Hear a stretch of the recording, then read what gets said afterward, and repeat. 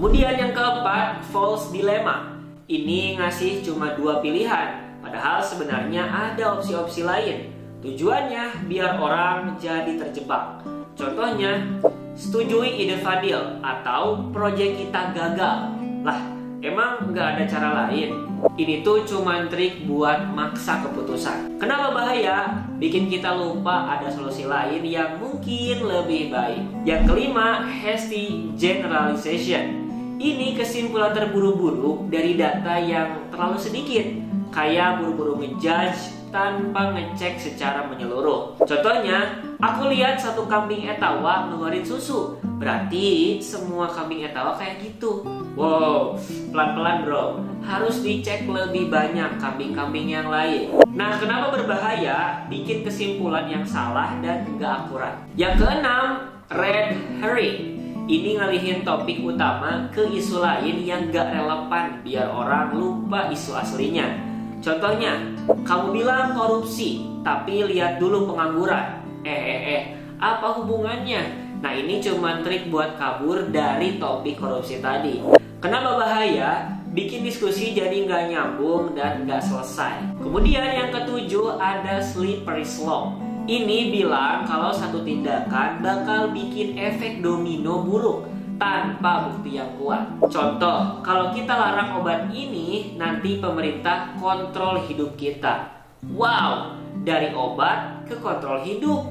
Agak lebay nggak sih? Nah, kenapa bahaya? Bikin orang takut dengan skenario ekstrim yang sebenarnya nggak realistis. Ingin memahami cara berpikir yang tepat, runtut, dan bebas dari kekeliruan, buku Dasar-Dasar Logika hadir sebagai panduan lengkap bagi siapa saja yang ingin memperkuat kemampuan berpikir kritis, analitis, dan rasional. Cocok untuk pelajar, mahasiswa, hingga profesional. Disusun dengan bahasa yang mudah dipahami dan dilengkapi contoh nyata serta latihan sosial. Pelajari bagaimana menyusun argumen yang kuat, mengenali sesat pikir, dan membuat keputusan dengan landasan yang logis. Segera dapatkan bukunya hanya di www.manggustore.com atau temukan Manggustore di e-commerce kesayangan kamu. Nah, gimana? Seru kan? Ini cuma 7 dari banyak logical fallacy yang ada.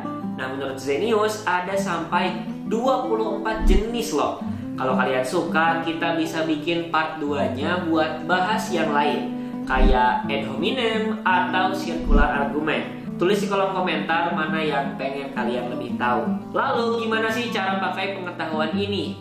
Gampang banget. Pas baca berita atau konten medsos misalnya, cek apakah argumennya pakai logical fallacy. Misalnya kalau ada yang bilang semua orang setuju, tanya beneran fakta apa cuman bandwagon. Kemudian yang kedua, pas nulis esai atau makalah, pastikan argumen kalian didukung sama data, bukan cuma opini atau trik persuasi. Yang ketiga, pas diskusi kelompok, kalau teman kalian pakai argumen aneh, tanya balik, bukti apa yang ngedukung itu? Atau misalnya pakai kata, itu nggak false dilemma kan? Pokoknya pengetahuan ini kayak senjata buat bikin kalian lebih tajam dalam berpikir dan nggak gampang ketipu. Nah, itu tadi teman-teman pengenalan tentang logical fallacy buat kalian para mahasiswa.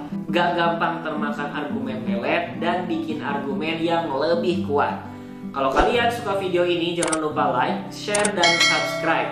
Dan tulis di kolom komentar logical fallacy apa yang pernah kalian temuin di kehidupan sehari-hari. Kita tunggu ceritanya. Dan sampai jumpa di video berikutnya. Stay curious dan keep thinking critically. Bye-bye.